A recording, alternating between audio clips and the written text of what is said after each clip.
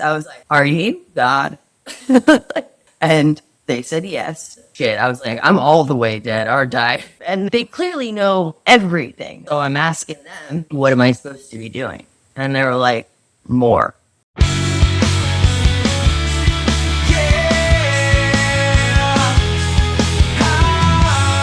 Welcome back to My Spirit Lives On, the show where we answer the questions of life and the afterlife. Today, my guest is Angela DePietro. She's a spiritual teacher, a voice actor, and the founder of the nonprofit Medicine Everyone Deserves. She also runs Ego Zen Retreats, which features sweat lodges and cacao ceremonies. And she's here today to talk to us about her near-death experiences and what it all means. Welcome to the show, Angela. Hi, thank you for having me. Yeah, you're way down there in Costa Rica, is that right? You got monkeys outside and you're living in the jungle, right? I do, yeah. Over here in Playa Cocles, it's near Puerto Viejo on the Caribbean side. It's right where the rainforest still touches the ocean. It's gorgeous. It's so funny because the song Welcome to the Jungle by Guns N' Roses has come up on my previous two interviews. That same theme came up and now you're in a jungle. So this is, I don't know, maybe the universe is telling me something. You should come visit. I might. The Ego Zen Retreat sounds very interesting, but why don't we jump into a little bit about your history? I know you've had a varied religious background, and then you also battled and beat addictions. So could we talk about a little bit of your background and then jump into the NDE? So it was 3 NDEs. I'm a tough sell. It takes me a while to learn something. I got to double check and triple check. My religious background is kind of wild. My grandma's on either side got into a battle over the baptism, and so I was baptized both Catholic and Christian. So from the very beginning, religion was like, why are people fighting over this, you know? My dad taught me to read when I was really young. He just started me on like the Chronicles of Narnia and The Hobbit, and we didn't do kids' books. And so I was able to read from a very young age, and so I could read the Bible, and I was like, wait a minute. So there's these 3 religions. They all use the same book. They're all arguing. And to the point where my family got mad at each other and fought over me about it. And so I was always really interested to see what the big deal was. And then due to divorces and remarriages, I also had a stepmom who was Jewish, and we practiced Judaism, and I loved it. Judaism made sense to me. I was like, what's up with Easter? Why bunny rabbits? Why eggs? I found out later because of paganism. So I started studying the religions, and my parents, they kind of just lived us back, 80s and 90s. Kids were allowed to go do whatever they want. It's like I could go to church by myself wherever I wanted to. And I sort of did it. So I went to stuff with both my grandparents. My mom went to like SC4Y youth Christian camps on my mom's side, and went and did all the very dramatic kneeling. And I loved the pageantry of Catholicism, all the smells and the candles and everything. Latin. And then the Judaism made the most sense. And I started looking into other things. And I found very early on, about like age 11, I found paganism and Wicca and Buddhism. And all of those practices made way more sense to me. I was like, okay, nature, moons, cycles of the earth, that all tracks. Came to these conclusions that pretty much all these guys are saying at the core the same thing. Love one another. Unconditional love is a big deal. And then, some people wrote those books, and as people will do, they added their own shenanigans to it. And so I always had this like really a seeker's attitude. So I've had this really, really broad understanding of religion. And I, came to this determination over the course of my life that everybody is right. They're just all in a dark room touching a different part of the elephant. So they're perfectly describing that trunk. This guy's perfectly describing that foot. And that's why they're yelling at each other, because they can't see they're all touching this really big thing. I'm curious, what happened in the moments leading up to your very first NDE? Was there like any alcohol withdrawals that triggered that? That first NDE was fully due to, for someone who worked in substance abuse, I was a substance abuse counselor for like 10 years. You would think that I would have known better than to be like, I'm just going to detox myself. I was drinking a lot. It was during the pandemic. I lost count after 18 people. And so my drinking. I'm sorry, 18 friends that passed away, or you lost 18 friends? 18 friends that passed away during the pandemic. And it was, as you can imagine, it floored me. I dealt with a lot of death growing up. I have 2 little brothers on either side of my family that both passed very young. I had 2 best friends growing up that passed really young. So I was no stranger. The massive quantity in such a short amount of time really just knocked me for a loop. I was drinking like a pint first thing in the morning and a pint to go to bed. That's a lot of booze for a person my size. And here I am going, I'm good. I don't want to drink anymore. I can quit just fine. I could. I was capable, but the body is not physically able to do that. I knew that I couldn't be alone for it. I knew that I needed someone there to monitor me in case of something like what was going to happen. So I was there with my best friend at the time, Ian, who's now in the military. And we're hanging out. We're just watching TV in my bed under the covers. And I'm like, I am taking just a sleeping pill. I was trying to go to sleep and I couldn't because typically you can't go to sleep when you're detoxing off of that heavy of alcohol and being partly because of it's like a self-preservatory thing that goes on. You're not going to sleep because you shouldn't. And so me trying to kind of force that with my sleep pills, which are prescribed, it wasn't like I was doing some crazy thing. I was just taking a normal trazodone to go to bed. And I didn't know this at the time, but like my body was slowing down. I was dying. I was awake. And it was wild. Like there was essentially a spaceship, except it was like under the covers of my bed. And I had this sensation that I just had this deep knowing that if I went into this spaceship, that was going to be the end of something. Like, it was not a good thing. I shouldn't go in there. And so I'm trying to keep my cool because I don't know why I'm hallucinating right now, right? I don't want to scare anybody. I'm not trying to scare my friend. And I'm like, this is odd. This is really odd. And I can hear my dad singing Dock of the Bay. And that's like this childhood song he would always sing to me. And I'm like, oh, no. I was like, what's going on? I'm not going towards daddy's voice. This is not happening. I love you, dad. And then it was like, oh, shit, is my dad dead? Like, am I hearing my dad's ghost right now? And so I start freaking out a little bit. And then an octopus tentacle kind of thing comes out the closet on the side of the room. It comes around and like hugs me. And it had like human lips at the end. It went and kissed me. It was friendly, clearly.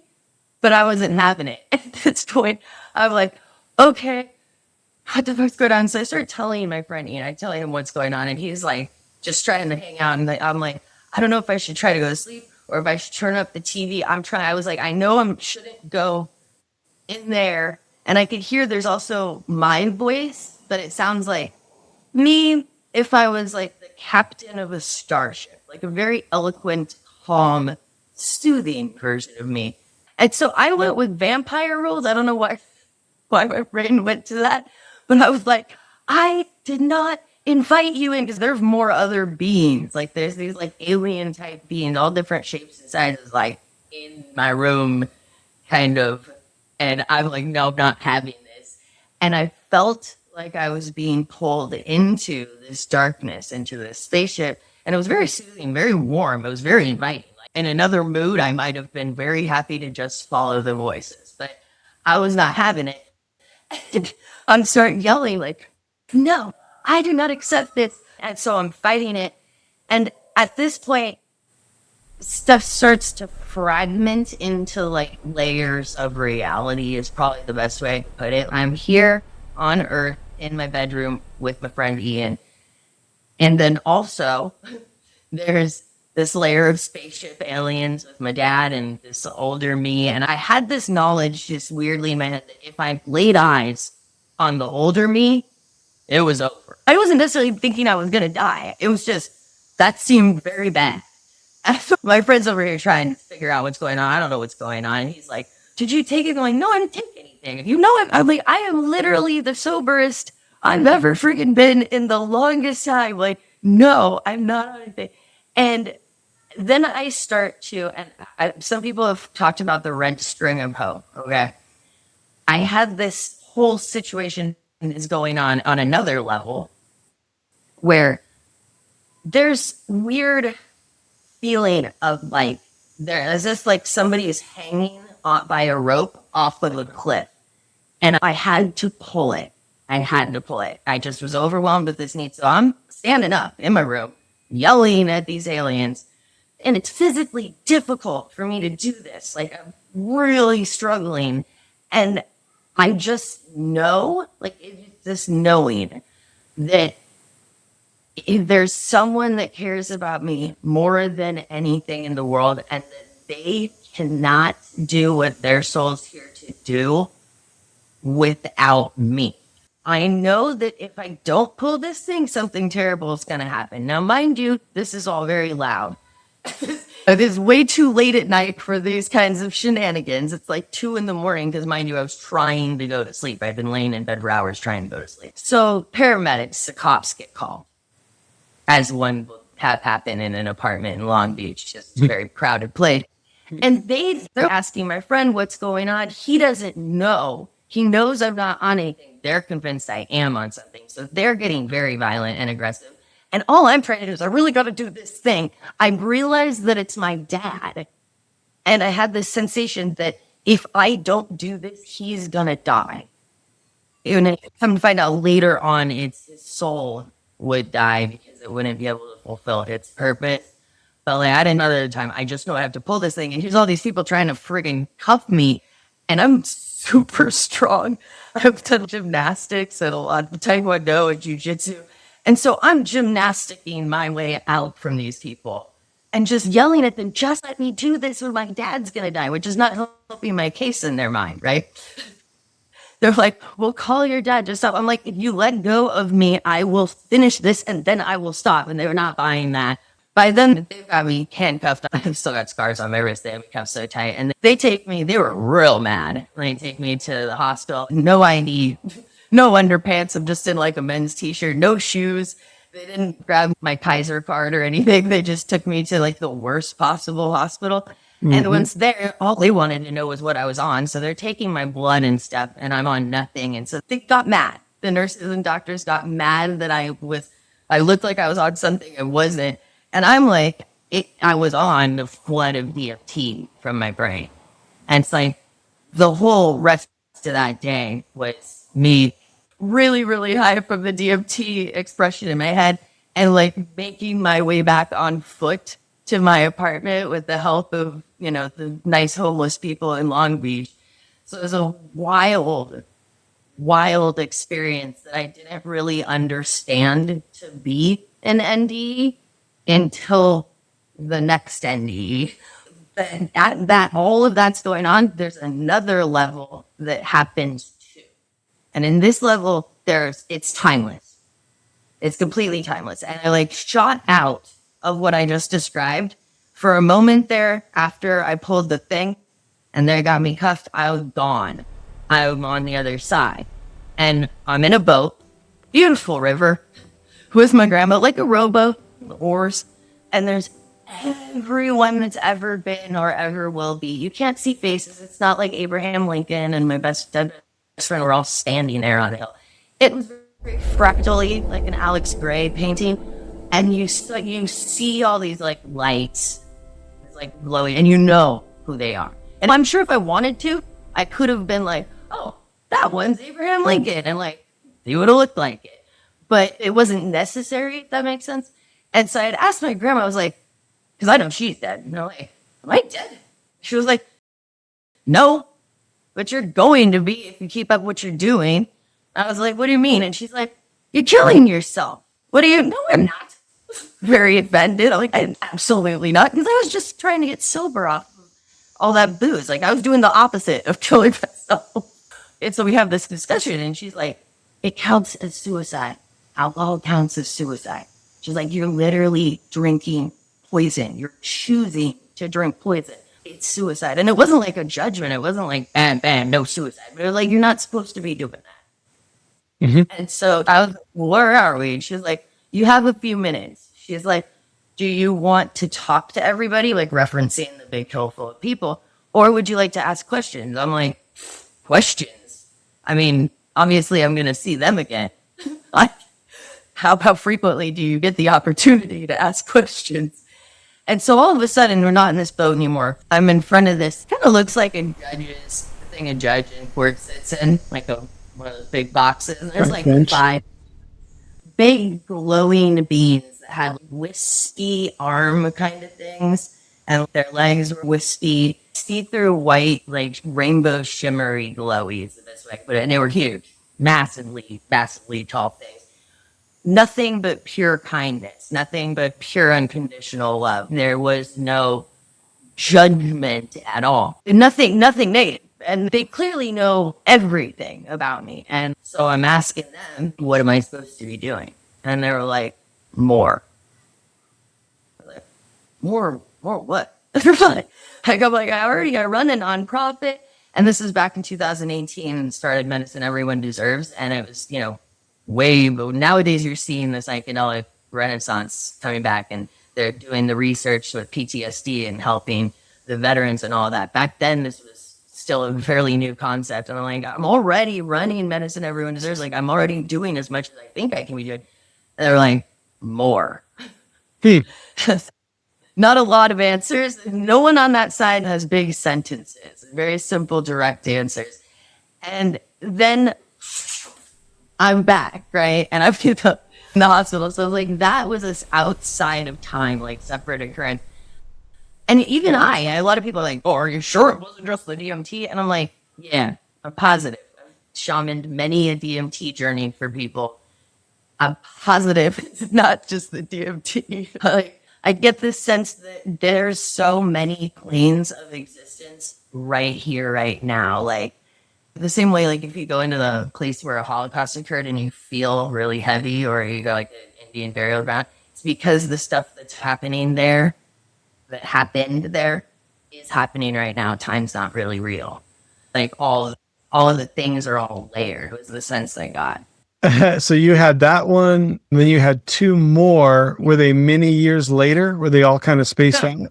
No. See, the thing was that I then, I really knew I needed to quit drinking, and I had a friend come out, and I properly detoxed and got off of them, and then I just slipped. I slipped and I started again. I had a bad day. Plus, I was a chef, and it's kind of part of the job description to drink as a chef. But I had been warned by literally the other side not to do that. And so when I went to stop again, it was kind of the same boat. And it wasn't that much later. It was only a few months later. And I had only been stopped for like a little bit, like maybe 4 days. So it wasn't enough time for my body to even have any recovery from all that. So you gotta think the pandemic lasted a long time. There was a good amount of time I'd been drinking. So the second time, I had a friend of mine who was a paramedic. She was staying with me on my couch specifically because my friend group knew I was trying to quit and knew that I had had this first experience. She was there kind of on don't let Angela die in her sleep watch. And that's exactly what happened, was I died in my sleep. Which I gotta say, if you have to die, which you do at some point, way better to go in your sleep. Far more enjoyable. Like, that time, I was just in my bed, and I thought I was having a fabulous sex dream. It was my dead best friend who I had slept with before. We were having a wonderful time in my dream. But then there was a lot more hands. Like, I was being massaged everywhere and petted. It was all very loving, but it was not my style.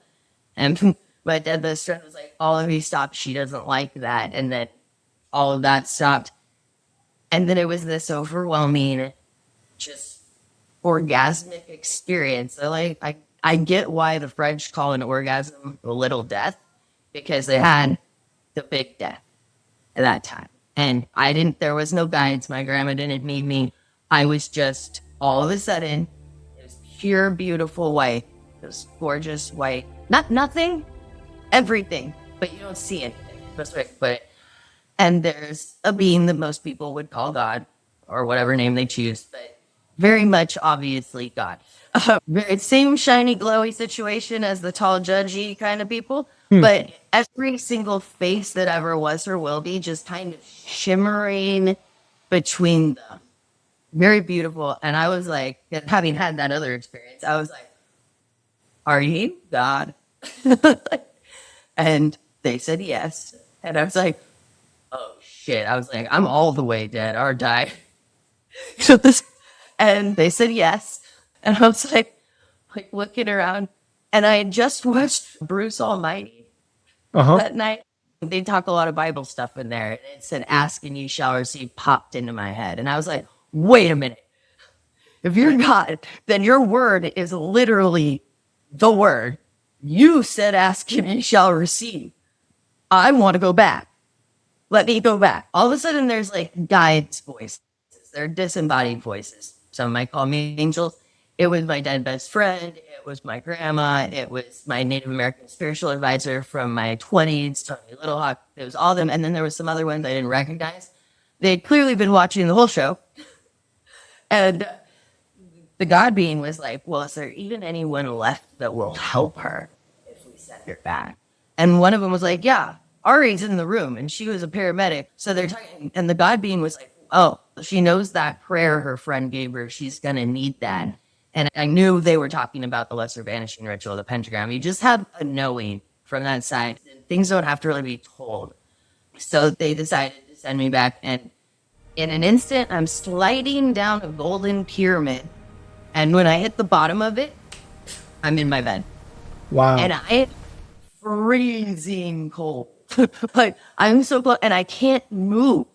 I can't move and I can barely breathe. I'm like trying to suck in air and I can't, I can feel my heart going like it's struggling. I'm like, oh, the prayer, Ari, get out of the bed. And it's like trying, the prayer's stuck on a mirror. Thank goodness the prayer's in Hebrew and really complicated. So I had it written down because my brain is like not working right now. It's like Kill Bill where she's like, little Joe. It was like trying, it was like that. And so finally I pull myself off the bed and I grab this prayer off the mirror.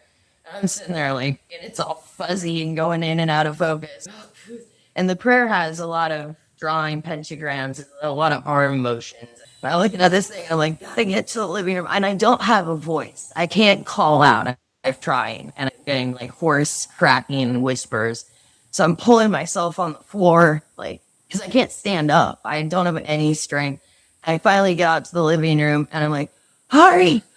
Like, at first she's mad. She's like, what the fuck do you want? She comes and she sees me and all of a sudden she snaps into like paramedic mode. And she was like, oh my God, you're so cold. She took my temperature and she was like, Jesus Christ, how are you not dead? I was like, I was. She tried, and I'm like, no, I have to do this prayer. So she's heating up water bottles and heating pads and covering me in warm stuff. And it takes about an hour for my temperature to get back to somewhere that she considers to be a reasonable temperature. And I had the whole time I'm doing this prayer. And I think this is, I'm not a doctor, but I'm pretty sure that both times what kept me alive, one, the first time, all the gymnastics I was doing, trying to get away from the cops that were trying to put me in the paramedics thing, I think that's what kept my heart going. The same way doing this and spinning around was helping it go again the second time. And so that experience, it was, even though it was kind of scary, it was really beautiful. The best way I can tell it. I'm guessing you must have been like oxygen deprived too, because if you're passing out in your sleep, like a lot of people, like if they were in a car accident, they're waking up in the hospital and they have an oxygen mask, but so they're getting oxygen to their brain and they're kind of alert when they come out of their NDE, but you were just dead in your bed, right? I was just dead in my bed. Yeah, I was not alert. I could barely breathe. Like I was going like trying to like suck it in, and like my body had stopped functioning. I was ice cold. I could feel it throughout my entire body. It felt like I had been inside of a freezer. Like I was stiff and freezing. Her panic said it all, and I could barely talk. I was just like, I have to do this prayer God sent to. So when you were in the out of body the second time, well, the first time I wanted to clarify one thing, the wispy like beings at the judge's bench, they made it really clear you had to cut back on the alcohol or eliminate it and then do more with your life. Was that basically like the alcohol was holding you back from? Yeah, I had to do more I was supposed to do more with my nonprofit and with my life. They were saying I'm on the right track, but I need to do more and to knock the drinking off. I think the takeaway I'm hearing is like the alcohol was minimizing your potential. 100%. Plus, I mean, it was literally leading me all the way to death. That's a big limit on your potential. Yeah. You can't do much if you're bodily dead. The second one, the God told you basically when you come back to pray the prayer. Did I get that right? Yeah. He said I would need the prayer to come back. So it's the That's first thing on your mind when you wake up. That was the only thing on my mind. I was just like, God himself just told me I need to do this prayer. So, and like, as a response to me asking if I could go back. So, when you were face to face with the shiny being that you said had like all the faces in it, could you describe a little bit, maybe more detail what that was like, if you remember? it was, I mean, there was a sense of love and oneness. And the reason there was a knowing, the reason I didn't see all of everyone or any of my guides is because we are all one being. Once you're dead, there's no separation anymore. I can't explain it for you. I wish I could. But there was no judgment, just love. And there nothing else existed other than unconditional love. That was all that is. That sounds nice. It was nice. It's also, I would say, I can see why we incarnate here because it would be boring. We want the challenges, huh? We want the roller coaster ride of all the agony of life. You can't really be excited about the daytime if it's never night. And I think it's unconditional love as a goal here is somewhat difficult and challenging. But when you manage to do it or find it or create it amongst yourselves or amongst your family or with a partner, you know that feeling you get that feels so awesome? Mm-hmm. That's how everything feels on the other side, constantly all the time. So I can imagine that we want the downsides to be able to really experience how wonderful the unconditional love is and all that. Yep. I hear you. Some of my other guests, they talk about like life planning and like your soul contracts with your soul family or your soul tribe, and how someone who they're close to you in the spiritual world, you're all like best friends. And they're like, we're going to go to Earth and we're going to play out these lives. This sounds terrible, but one's like, I'm going to be your abuser. And then you're going to learn forgiveness down the road, but it's going to suck for you, but it'll be good for me, but I'll be the bad guy and you'll be the victim. And when I first heard this, I'm just like, what? And then I read a book called The 5 Lessons of Life by Carrie Cohan. And then it started to make a lot of sense to me, even though it still sounds really out there, you know? There's a movie called Soul, and it has a prequel, a short called 23 versus Earth. It's got Tina Fey plays a soul that doesn't want to reincarnate on Earth again. Cool. And so it's hanging out in the in-between. And in the in-between is where the souls go to pick their spark, which will be like, let's say you love to sing. That might be your spark, right? Or you want to be a pro skateboarder. That can be your spark. Sports, physical movement. And so there's these options, and the spark is your way of expressing your true being, your true nature, your unconditional love, and you pick your challenges too.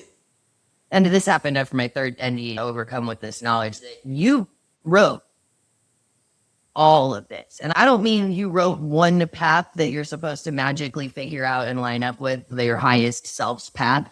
No, you wrote yourself the most fantastic one of those book adventure novels where it says like, if to do this, go to this page. Oh yeah, choose your own adventure. I love those when I was a kid. So it's kind of like you wrote every possible option so that you would learn the lessons you decided to learn, no matter what you choose in this life. And that I got from the third NDE. The third NDE, I didn't die. Like, I didn't go to the other side. But the third one is really what solidified everything for me. And once again, I was still stuck trying to drink like a total asshole. I had gotten myself in heavy with that, and I was really struggling to stop. And I'm sure a lot of people can relate to that. And I had already, having done years and years as a substance abuse counselor, there's nothing wrong with AA. It's just not for me. I didn't have somewhere else to go, and I'm very independent, and I was not doing things the right way. And the third NDE, I was walking to go get some booze right when I woke up, and I was just walking across the street, had the crosswalk, and I was walking my dog, and I see a lady. She's about to run over my dog, and I can see that she's not looking.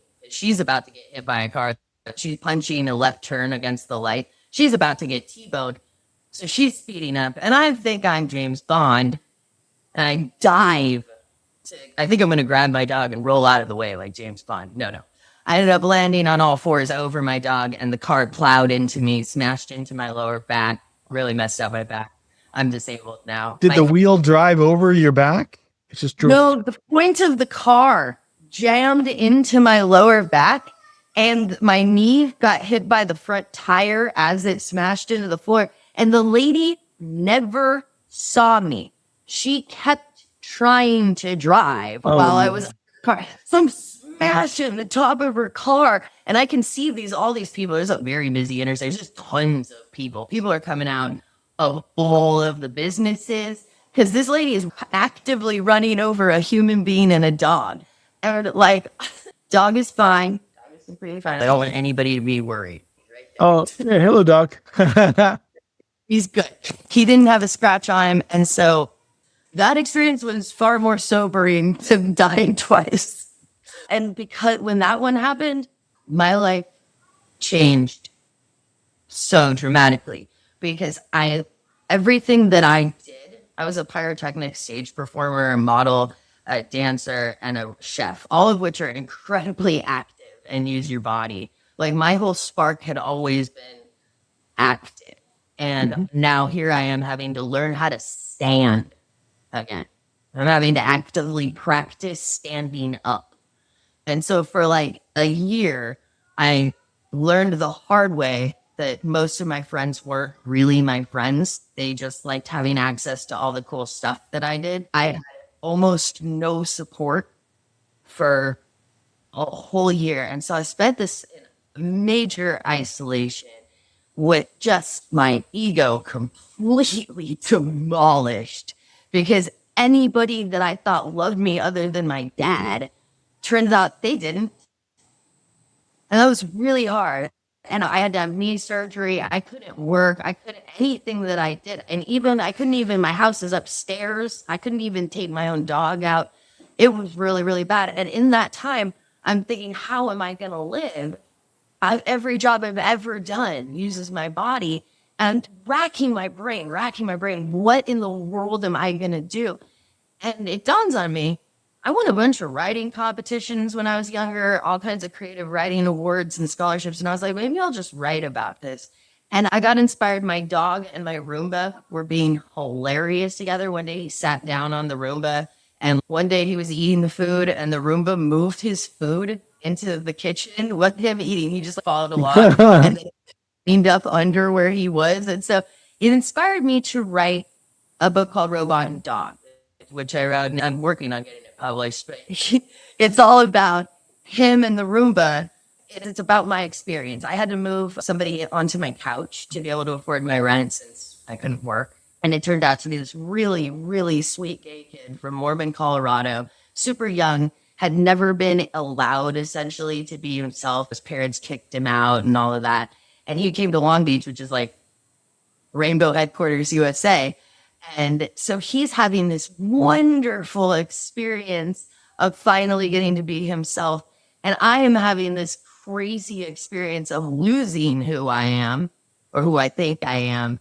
And I'm doing something that I love just for the sake of doing it. I'm writing. And in the midst of this, I pull out ChatGPT because I'm writing about the whole lesser banishing ritual of the pentagram bringing me back to life. And I'm like, why did that work? Why did God tell me I needed that?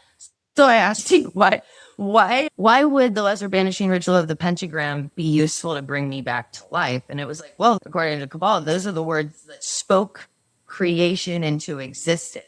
And I was like, so if anything is going to bring someone back to life, that would probably be the one to do it. And I was like, well, that's interesting. And right then, my brain exploded.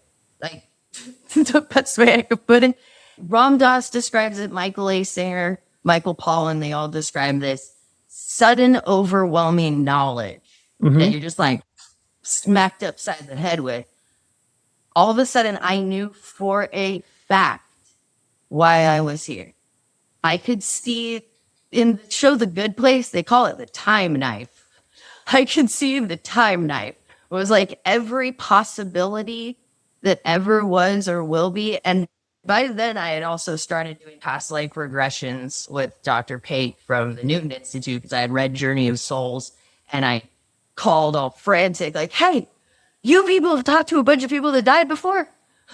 Like, holy cow, I need to talk to Dr. Newton. And they're like, Dr. Newton's not on this plane of existence. I'll go ahead and pass you to his predecessor. And so I met Dr. Pate, and we started doing regressions. And I'm very good in a hypnotic state. So I was having a lot of success with this, and then just whacked in the soul with, you wrote all of this. Every single thing that's happened, you wrote this. You authored this entire thing. Wow. And it was this sense of just pure joy and peace and like confusion too. Like, oh my goodness, and all of it. Like, seriously? I'm kind of a jerk. But like, I got this knowledge that it was like, I came here to do something really important, and all of this stuff had to happen for me to be able to. And then all of a sudden, all these things in my life that seemed like they were unrelated were like puzzle pieces that plopped down together and made a picture, a coherent picture of my whole life all of a sudden. It was like I had been given an instruction manual to myself. Are you seeing that during your mental exercises in reality, or is this part of the out of body? That was in reality. It wasn't out of body at all. I'm sitting there talking to ChatGPT, overwhelmed with sudden knowledge. And I mean, it kind of broke my brain a little bit. I was like, what? There's lots of people that have had similar experiences. And that's when I started reading, Michael Pollan. I was like, that book. I was like, I have that book by Ram Dass, the Be Here Now book. I always had it on my altar in the living room, and it always weirded me out. And I went and I grabbed it, and I always use it. I just flipped to a page. The page I flipped to is the page that says, you're going to want to run around shouting from the rooftops, all the songs are true, all the books are true, everything they're saying is true. And you really do. Like, I almost lost my dad because I was desperate to wake him up. I was like, I am awake to the reality of existence right now. And I want to grab everybody and shake them and be like, you chose all of this. Every single moment of your life is a freaking miracle. Literally all of it. Every single thing. And everyone is perfect. Always.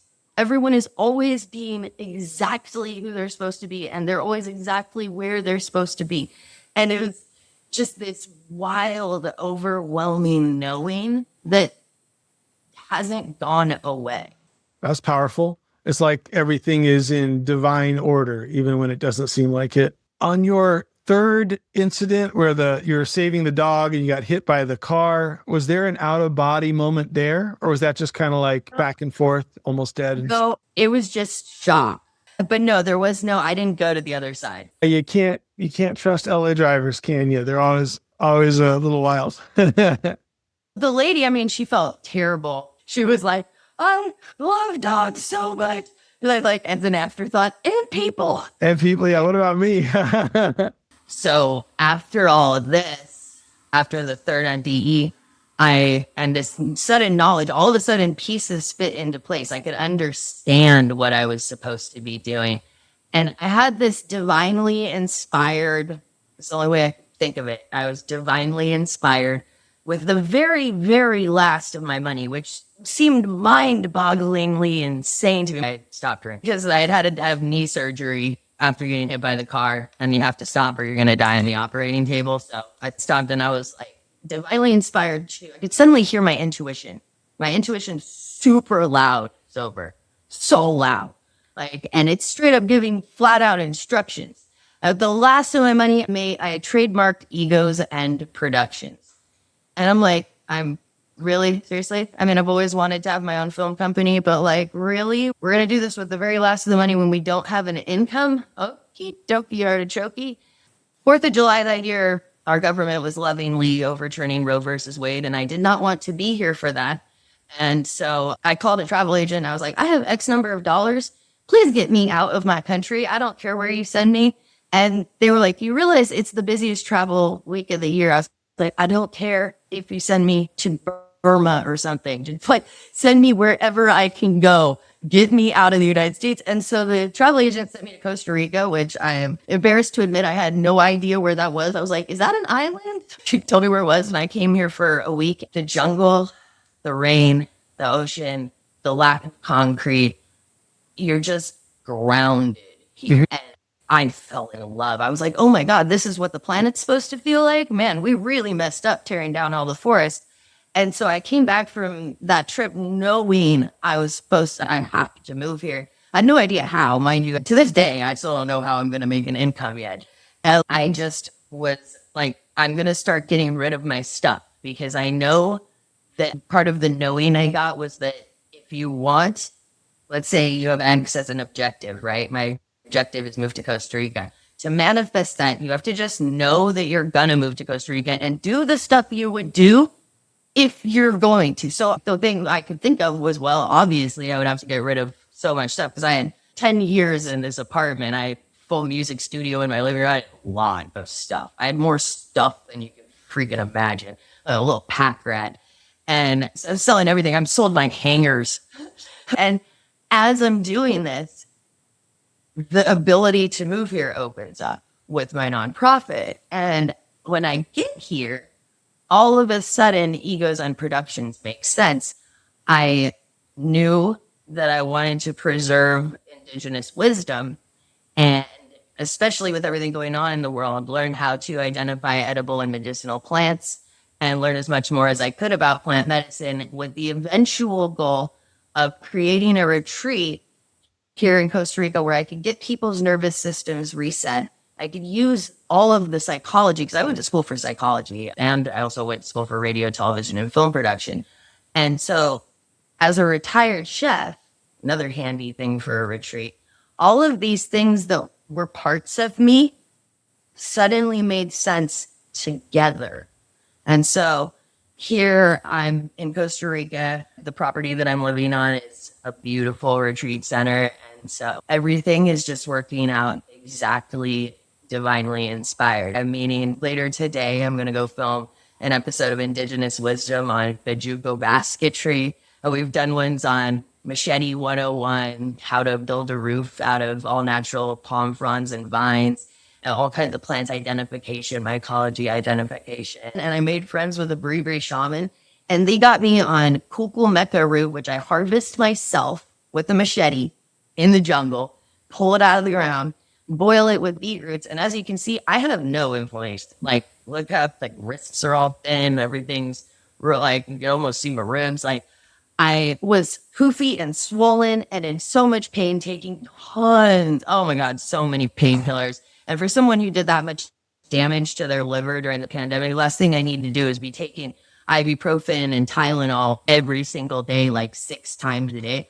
Yeah. I don't have to any of those anymore. I'm using all natural stuff. I don't even use shampoo or conditioner anymore. I use rice water for conditioner and awa pui flowers for shampoo. And like my whole life, it's astronomically better. That's beautiful. Ever. Was that a one-way ticket then? You went to Costa Rica and you just didn't come back? Yeah. That's incredible. Sold everything. I packed 2 suitcases and a backpack and grabbed my dog. My intuition is wildly loud and it tells me stuff in advance. It warns me about stuff. And like, the experimenter that I am, you know, I had to die 3 times to freaking get it.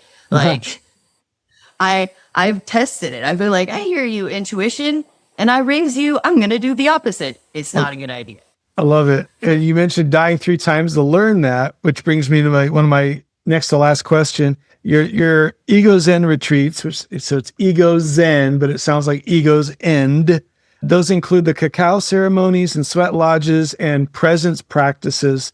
So in what way do those tools help people access the same kind of awareness that you got during your NDEs? Because a lot of people that I interview, they'll say, you don't have to have an NDE to get this greater consciousness. So No, no. I mean, in all reality, at my retreats, we take away everything that's addictive. You're not allowed to bring, this is a no booze, no substances. Request also that you leave your phone off and not bring it with you. We'll take beautiful photos. Don't worry.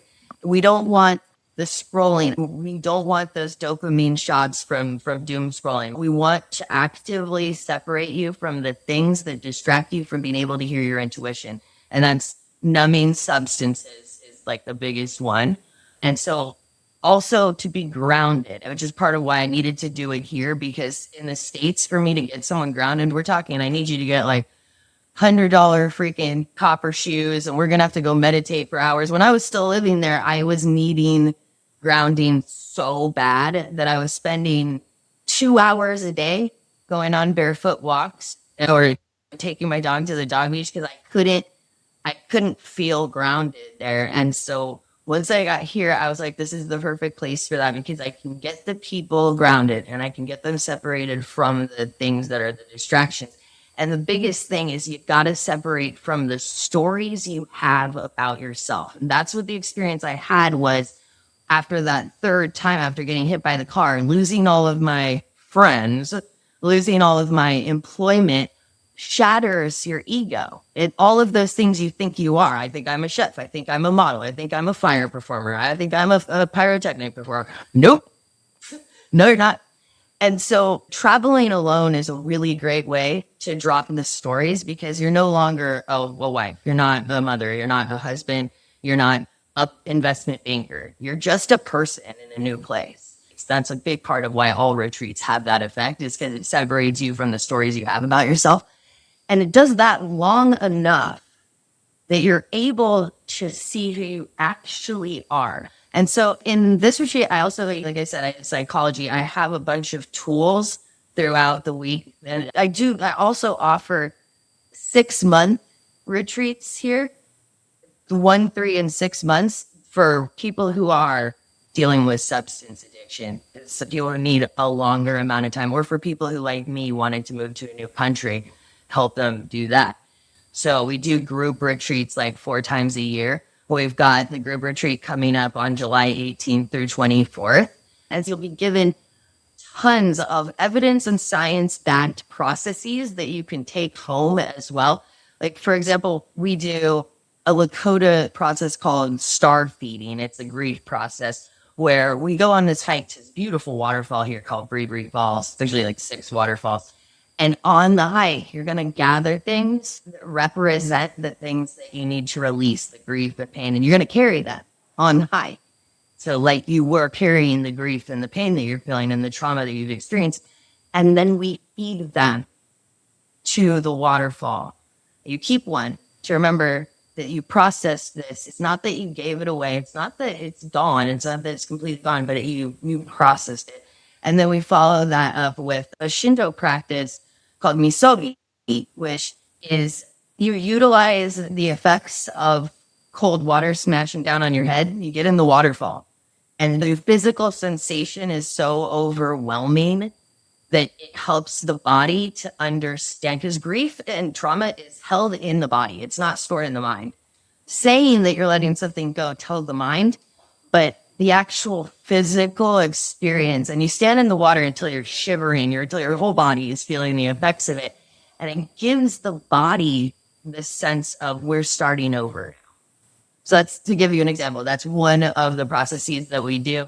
And they have a whole workbook. They've got homework and stuff, and they've got required reading. I recommend because it helps to read what is it? You Are the Placebo. Have you ever read that?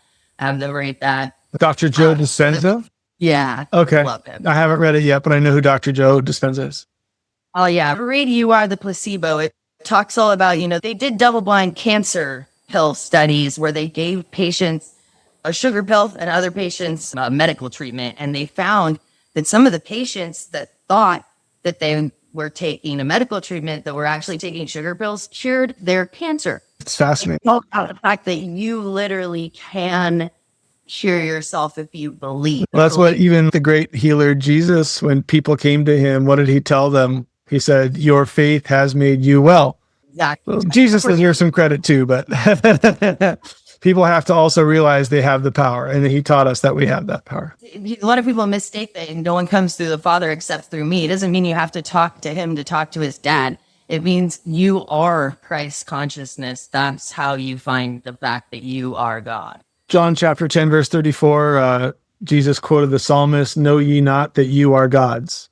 And so, and the counter argument for a modern religious person might be, oh, he's just quoting poetry from the Psalms.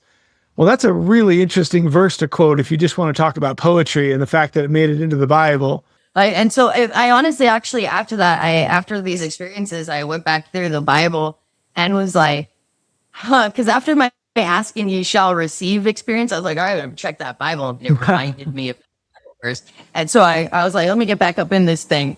And if you read it with the knowledge that you are God, it's just an instruction manual. Yeah, I keep hearing, that's a theme I keep hearing with people that I interview. And it's hard for, I think, the average person to believe, because I think it's been beaten into us over the decade or the centuries with modern religion that you are not God, you're dependent on God, and God will judge you. And then you even find out the judgment's not what you think it is. It's just a life review and there's love. But some people, I think they really want to be judged and they really want to experience, they really want to believe in hell, or they believe they deserve hell. I interview guests that say there is no hell because they didn't experience it. But then I interview other guests that say, I did experience hell, but I called on God and God got me out of it. It's like you said earlier, asking you shall receive, or everyone who calls on the name of the Lord will be saved. So it's weird because we're told hell is forever and ever and ever without end, but it's really just like, kind of like when your parents told you, you're in trouble, go to your room and you can't come out until I say you can. Well, if you're a 5-year-old kid and you can't read a clock, you don't understand time. You come out after your parents say, come on out, it's been 60 minutes. You go, Mom and Dad, that was forever. No, it wasn't. It was just an hour, but it felt like forever because you don't understand time. And when you're out of your body, time also doesn't matter. So I'm kind of connecting all these spiritual dots. Yeah, and the thing is a lot of people who have asked me about my NDEs, everybody wants like a concrete answer. Like, why didn't you get answers from God? I'm like, dude, all I wanted to know was if I'm dead and can I go back? I wasn't there to interview the guy. I mean, all these people are just spilling knowledge, and everyone brings back a little something different. Even what you said about the less social media and the doom scrolling. One guy, he said, main message I had to read back is God wants us to spend less time on social media. And like, that's literally the message. And nobody's going to want to hear that because it's the one addiction everybody has. No one's a big fan of, alcohol counts as suicide. Not even dying from alcohol. The act of drinking it, that's considered suicide because it's loco. It's poison. This is a whole nother rabbit hole, but our government pushes that for a reason. Oh yeah. They don't, just like they hung Jesus on the cross for saying that we're all God. They want us to stay not remembering that. Yeah, I totally agree. It's not easily recognized until someone does start going down those rabbit holes, but there is an agenda to keep at least the American population, I'm sure some other countries too, dumbed down, obedient, and just not asking questions and not finding answers, not being enlightened. There's definitely a concerted effort. So my last question, go ahead. One thing I wanted to say, because I forgot to say it before, when in the retreats and Ego Zen Retreats, I hear steering away from the actual name, we do a plant medicine ceremony as well with shamans. We do a cord cutting ceremony. The best way to put it is dying, having an NDE, is like going all the way inside the other side, whereas a psychedelic experience is like opening the door and sticking your face in and looking around. And so we provide that with trained facilitators. I'm a harm reduction specialist and a trained integration specialist. And we have shamans and facilitators who've been doing this for a decade. After we do the Temescal, the sweat lodge, and the cacao ceremony and cleanse, on another day, we do this plant medicine ceremony overnight with the shaman around the fire. And in that state, in that receptive state after a week of dropping the ego as much as we can in a week's time and adding these skills and this knowledge. And we work on like, what is your passion? If money wasn't an object, what would you be doing? And we encourage people to actually create a community project when they leave here and actively act towards their passion, because I was given the knowledge on the other side that the things that you'd wanted to be when you were a kid, remember being a kid, the stuff that you fell in love with as a child, that's what you're supposed to be doing. That's a clue to what you're supposed to be doing here. And so I connect people back with that younger self who still was connected to their intuition, who still knew what they were here for. My last question is, if someone is struggling with addiction, or they're trying to recover, or they're struggling with loss, or even like fear of dying, right? Like, you don't have any more fear of dying, do you? No, not at all. That's beautiful. No, it's not at all. It's a wonderful experience. I recommend dying in your sleep versus dying awake. It's a little confusing when you're awake. Yeah. It almost happened to me, actually, after I started binging on NDE videos. They say you attract what you focus on. So I'd watch like 50 videos over the course of a month. Then I went swimming in a river out here in Utah, and the water was flowing like crazy, and I got stuck under a log in a pocket, and I almost drowned. But I was so at peace about it. I'm like, okay, I'm ready to go. It's not a big deal. I found NDE groups on Facebook, and I was like, oh, cool. Other people that went through them. It's actually more people that are looking for the hope, that they want to talk to other people. And so I've noticed the fear of death is really, really prevalent. And I could understand that a lot of people's religions will make you, I mean, shoot, in some of those religions, I'd have been terrified.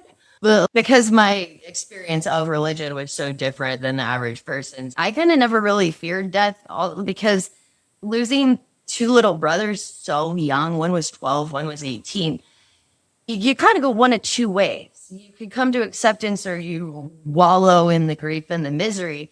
On one side of my family, one of the parents spent decades in horrible depression, severe grief. On the other side, one of my parents has a very deep connection with their version of God. And she understood that that child was here for the specific time, for the specific purpose of bringing our family together. And they were too good for this world. They had accomplished everything they were supposed to do. And so they were allowed to go home. And so I got to grow up seeing how, like, 4 different ways of processing the hardest death you can process. The loss of a child is pretty much key. I have so much hope and so much joy. And no matter how hard stuff gets here, I know I chose this, and I'm able to look at everything as this beautiful, grand adventure. And it's my joy of living, the joie de vivre, is off the charts. And I want that for everybody, because I know for a fact that we're all one. So when I look at you and I see you hurting, I hurt too. My empathy's always been there, but it's solid. That's great. I think you kind of answered my question, because I kind of stopped in the middle of the question to talk about the fear of death. But if you had a single message or piece of guidance from your NDEs to offer someone who's struggling with the addiction or the fear or the loss, what would you say? Ask yourself, what is this trying to teach me? Because you're here on a journey of learning. And so if we see, like, what could I learn from this experience? And if you focus on that, it will kind of take you out of the ego part of the experience and allow you to look at this situation or whatever, this fear, from the vantage point of the higher self. And I highly recommend to anybody who's having a really rough time to sit. If you can't do silent meditation, get in the shower. Don't bring your phone. Don't listen to music. You need silence. Go on a walk. Don't bring your phone or headphones.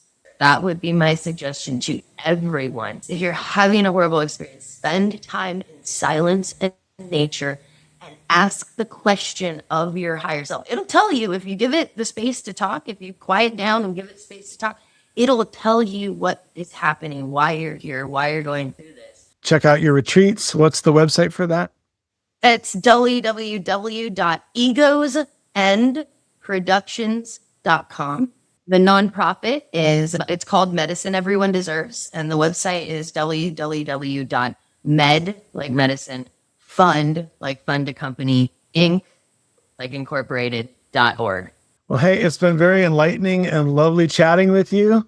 Super interesting person. I'm actually kind of inspired how you did the one-way trip to Costa Rica and didn't look back, and how that's changed your life. I hope to actually come out and visit there someday and try one of these retreats myself. I am also fully capable of sharing these techniques with you and sharing this beautiful country with you and sharing all of this indigenous wisdom with all these beautiful indigenous folks that take part in this with us from the Mesquite tribe and from the Bree tribe, and sharing their knowledge. I currently now know when I walk through the jungle, I'm like, oh, I can eat that. Oh, that has a yam growing. Like, I know which vines have yams under the ground. Oh, it sounds awesome. Angela, it's been a really lovely and enlightening talking to you. Thank you so much for being on the show today. Thank you so much for having me. It's a blessing to be able to share this experience, and I hope that if it helps one person, it was worth it. It will help a lot of people. We're going to share this one out. Because my